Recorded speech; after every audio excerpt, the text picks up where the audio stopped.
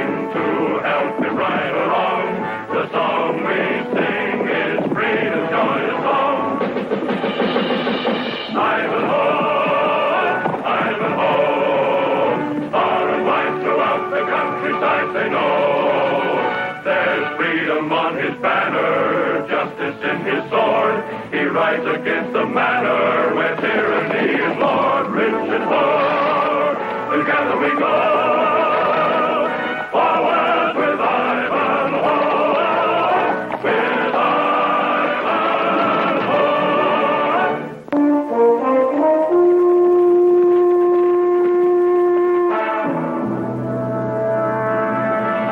Good day to you. Oh, good day to you. Dismount, if you please. Do as he says.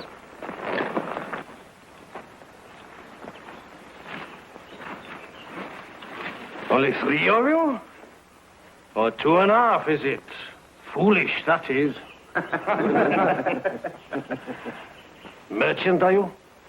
No. Oh, you're not a merchant. No, and I'm afraid we'll prove a disappointment to you. We've very little money. Oh. Very handsome cloak you got here. Are you... Oh, so it's a knight you are, then. A noble knight and a brave crusader. You are addressing Sir Ivanhoe of Rotherwood. I recognize you, Sir Ivanhoe. Even in these wild parts, your deeds are known. Pleased I am to make your acquaintance. My name is Llewellyn, robber, cattle thief, rebel, and poet. Whither are you bound? For the monastery of St. Augustine. The Lord Abbot there is an old friend of mine. He sent me word they have sore troubles and need my help. Proceed, Sir Ivanhoe. Give them your help, and tell the good abbot that Llewellyn, like you yourself, attacks only tyranny and injustice. I wish you well. We wish you well, Llewellyn.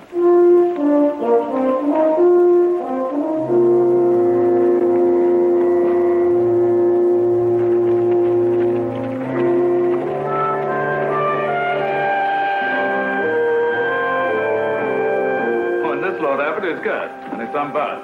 Welcome to our monastery. It's very kind of you to have made such a great journey, half across England to favor a few poor monks. Oh, it's a pleasure to be here again, Father. And I'm looking forward to seeing many old friends. All in good time. But now you and your companions must be both tired and hungry. First, you must have a good meal, then a long rest. In the morning, we'll talk over our affairs. Well, thank you, Father. My boy, how you've grown. Broader, taller, tougher. Oh, hello, Brother Edward. Good evening, Sir Ivanhoe. Yes, I remember every stone. Every pillar and passage of this great house. The time I spent here has stood me in good stead. Though I fear I was never a model pupil. You must remember, Ivanhoe, the purpose of education is to develop a fine character. I think we've done that. Well, it was a long time ago, as you say, Father.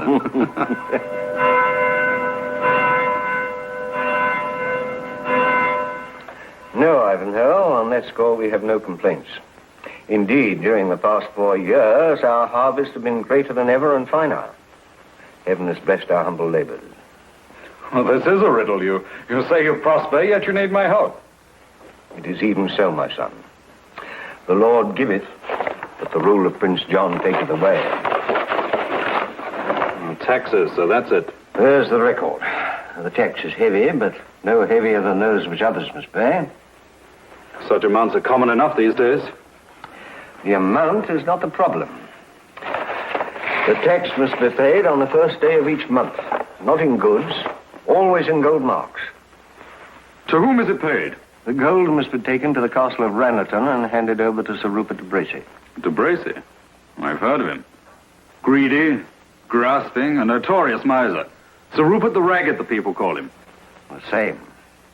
He's told me, quite unashamedly, that he covets this monastery and its lands. If a time comes when we cannot meet our debt, he'll claim the monastery and its lands. How far is Ranelagh Castle from here, my Lord Abbot? A day and a half away on the borders of Wales.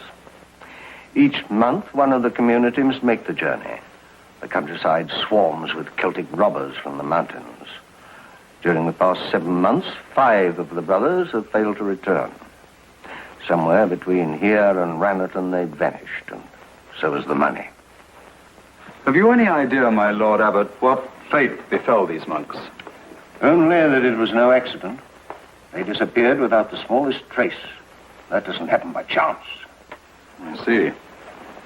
You're certain none of them reached Rannerton? I'm certain of nothing, Ivanhoe. But Sir Rupert insists that he didn't receive the 5 payments of gold, and so they must be made up to him. Is it possible? Could this Rupert be so mad with greed that he stoops to robbing monks? If so, he stands to gain in 2 respects. Firstly, he receives double the amount of taxation. And second, as the Lord Abbot said, one day when the tax can't be paid, he will claim this monastery and all its lands. Of course, it's very wrong to have uncharitable thoughts of any man. There are so many outlaws abroad, the followers of Llewellyn the Celt. Naturally, Sir Rupert blames them. Llewellyn's a rogue, but a good rogue. And I've every reason to believe that he wouldn't lay a hand on a brother of St. Augustine. Not for all the gold in Christendom. But guessing will not solve this mystery. We must make a plan.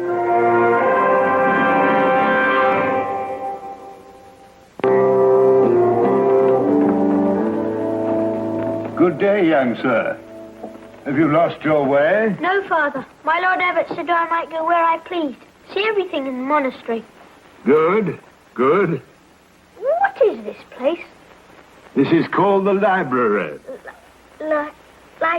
Library? What are you making? A book, my son. Or rather, a copy of this one. What is the purpose of a book? To preserve and spread knowledge and the holy word. Books are teachers and good friends, my son. For those who can read. Yes, but it must take many years to learn this reading and writing. For some, yes. For others, a few months' study brings forth some skill. Depends on the lad. Ah, they're summoning us to the great chapter hall. Come, we will go together. The Lord Abbot has given me permission to speak to you on this matter, which causes you all so much concern. You have been continually robbed by thieves, as yet unknown. And I have an idea which might put matters right. But first, I need your help. I know it is a rule of this order that no brother may ask another whence he came, or what trade he followed, or anything else concerning his manner of life before he entered these walls. Yet I have permission to ask you this, and only this. Who among you knows how to handle a sword?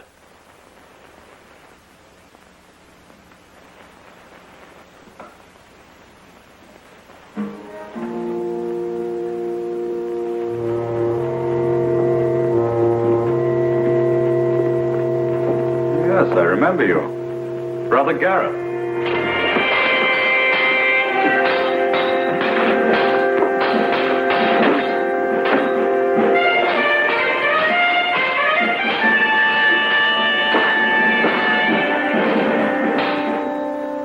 I see your arm has kept its strength and your eye its whiteness.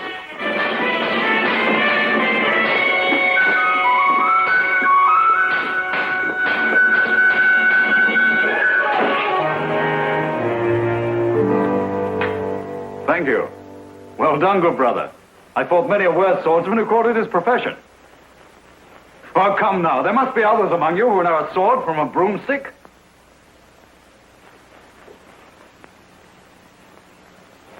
Excellent. Brother Gareth will be your commander. Garth will forge your weapons. Brother Tristan will take your names now. If you feel you have the strength and the skill, Brother Gareth and I will test you. And others will be needed in the forge to help Garth and to cook for those who take arms. For anyone who has the will, work can be found.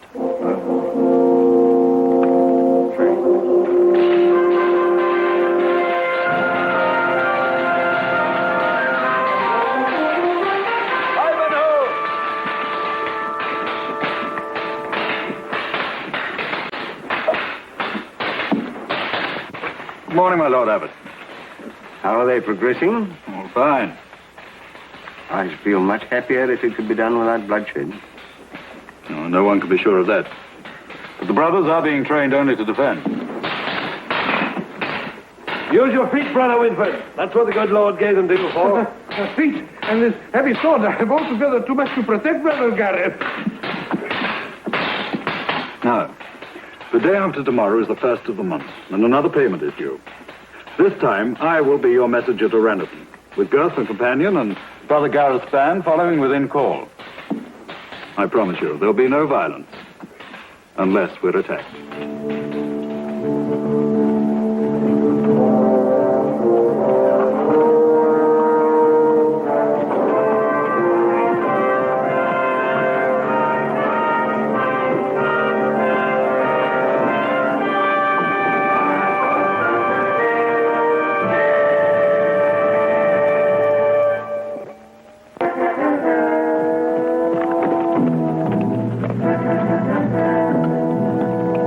Brother Gareth? Here, I think, is where we part company. This is the road to Rannerton. Here is the track that runs parallel with it, through the forest and along the river bank. And the distance between the two? Never more than a mile. But for great stretches, it's just a few hundred feet. You hear that, Bart? Now, you patrol the land between and try to keep both parties in sight as long as you can. You understand? Aye, aye, sir. I understand. Good boy. Cromerfield, there's a hostelry. Should reach there by sundown. The innkeeper is well known to us. He's a good man. From there, it's not far to Rannerton. Fine. Let's be on our way. Brother Martin.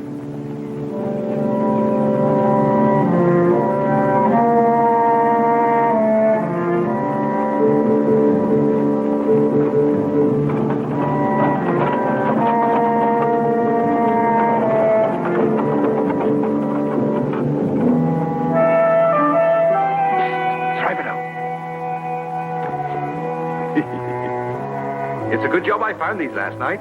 Found? Well... I don't think the Lord Abbot would sanction this, but it's all in a worthwhile cause.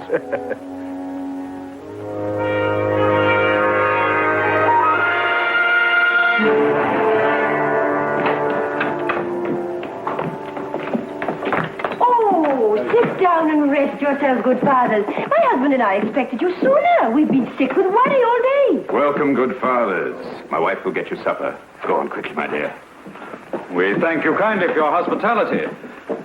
But you must forgive our lack of conversation. Our hearts are still heavy with sorrow for our missing brothers. Of course, of course. It's a black business. When they didn't turn up here, of course, we feared the worst. That Llewellyn, what a murderous rogue he is. So none of the five got as far as the hostelry? No. If they had, they'd have been safe. Rannoch was quite near to here. And they're usually some of Sir Rupert's men-at-arms here to give escort the rest of the way. I see. What a pity Sir Rupert can't see his way clear to offer protection over the whole route. How could they? With such a meager force, only 30 men to guard that great castle and ill-paid at that. Sir Rupert the Ragged is rich. Very rich. But it pains him to part with a halfpenny. So I've heard. I'll go and help my wife prepare the supper. I wonder if the brothers like coming here. They're certainly looking after us, ain't they?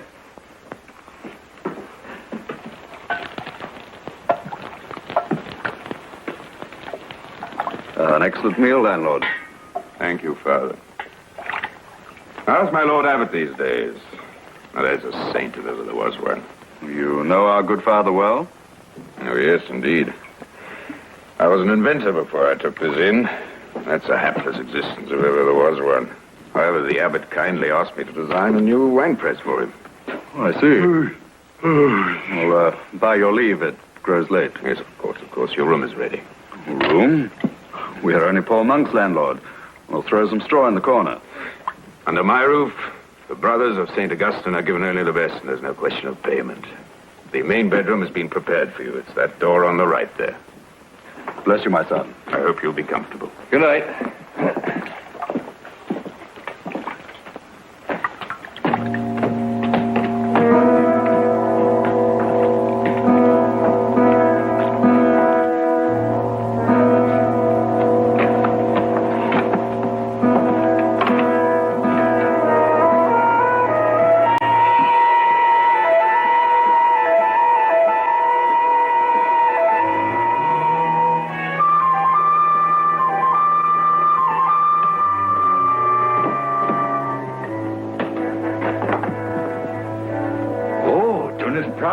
gentry. Proper gentry. Ah, it's a bit soft for me. Well, there's some straw on the floor if you like. Even if the roof does leak, that'll keep the rain off. Well, one of us had better stay on guard. All right, I'll take first watch.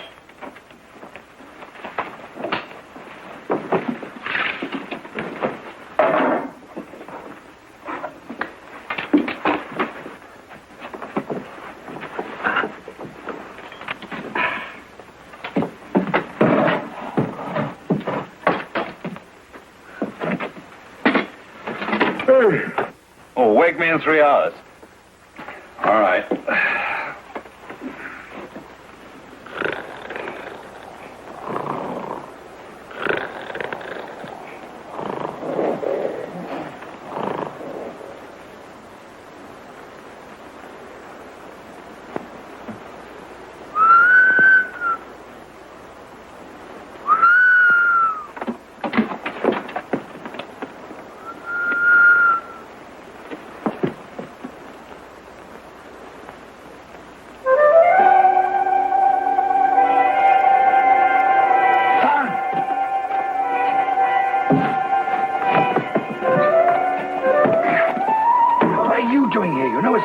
The place is full of Sir Rupert's men. Somebody signaled and they came from the woods.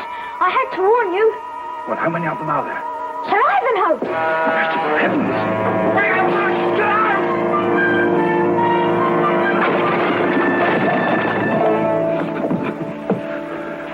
You were wrong, Girth. This wasn't meant to keep out the rain. And now we know what happened to those missing monks, sir. He was smothered to death by this foul invention. Rupert's men are down below. Bart came to warn us.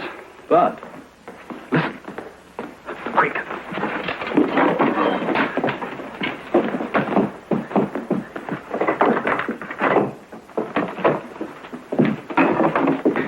No wonder the abbot sent 2 monks this time. Oh, this one seems heavier than the others. Sir Rupert will go mad with fury when I tell him once again the gold hasn't arrived. Will you believe that story about those outlaws again? I doubt it. More than likely, he'll accuse the abbot of never sending the money. The fool is blinded by his avarice. Then we shall perform a small miracle and open his eyes.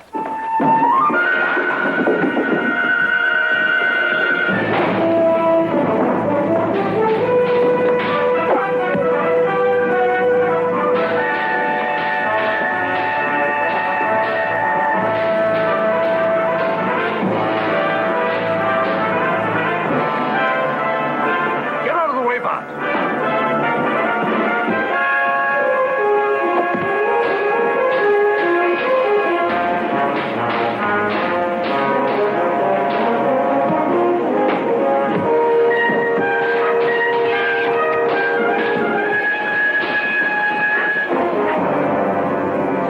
Time you played us a tune.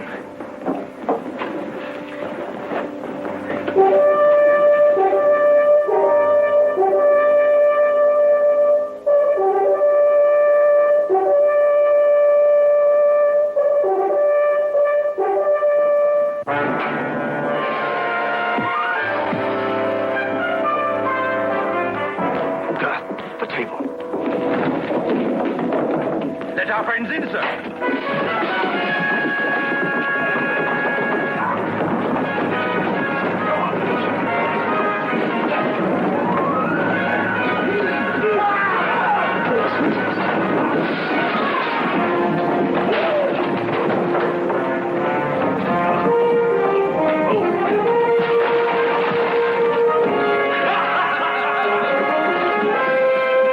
Put up your swords. Put your left hands behind your backs, my brothers. And remember, no attacking blows. Fight only in defense. Pass my sword.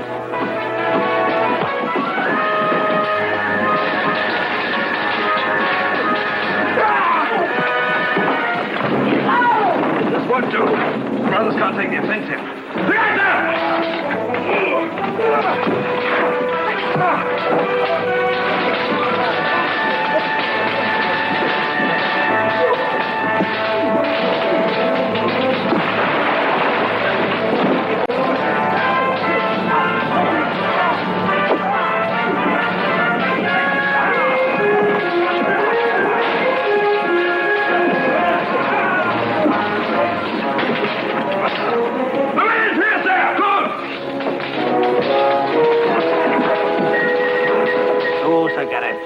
I serve you in battle once again. You remember that campaigning creed? Enough, Llewellyn. I no longer a knight. No man serves me. And I am no longer a squire, for I serve no man.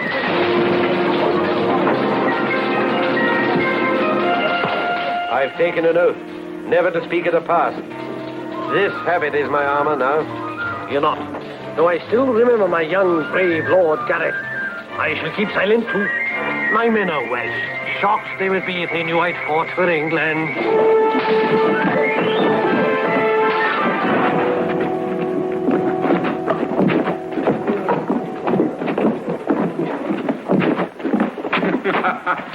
How down well, Sir Ivanhoe? Very well, Bud. Llewellyn, how did you find us? The monks followed you. We followed the monks. Perhaps now the good abbot will believe that I am a friend of his, that I only rob those who are themselves robbers. I'll tell him. Well, not one life lost and all our enemies captured. Well done, Llewellyn. And thank you, lads. And well done, Brother Gareth and my brothers in arms.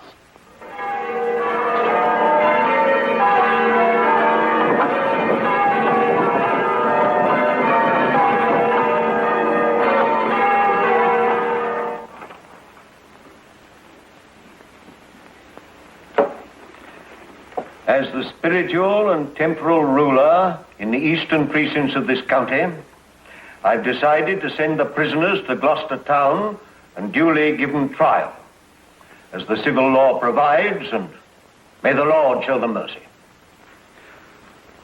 Unfortunately, not all of the gold is recovered. The landlord and his wife had to give the soldiers who helped them a fair share of the spoils, so that they would report to Sir Rupert that the monks had failed to reach the hostelry. Then they blamed Llewellyn's outlaws. True. My men were sent to act as escort from the inn to my estate, and I assure you they were sent in good faith. No, no one doubts that. But if you'd paid your soldiers fairly and fed them decently, they wouldn't have fallen to temptation. When the full story is told at the trial, you will have to accept some of the blame on this account. That will not make you very acceptable at Prince John's court, will it, Sir Rupert? No, I suppose not. Well, surely the wise course for a ruler who has pressed a willing people too hard is to relinquish some of the harsh burden he has imposed on them. Then at least no one can accuse you of provoking disorder. 'Tis agreed. Then, with the Lord Abbot's permission, we will detain you no further. Good day, Sir Rupert.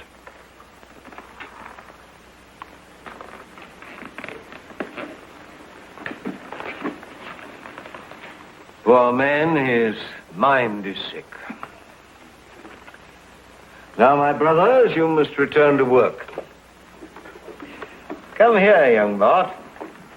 You played a brave part in all this. I know you wish to become a knight, but times have changed. These days, a knight must have learning as well as courage and fighting skill. Stay here with us and we'll teach you. 'Tis a rare offer, Bart. And remember, Sir Ivanhoe himself studied here.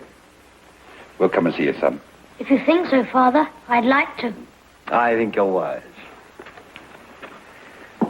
Now, let's see what we can find, eh?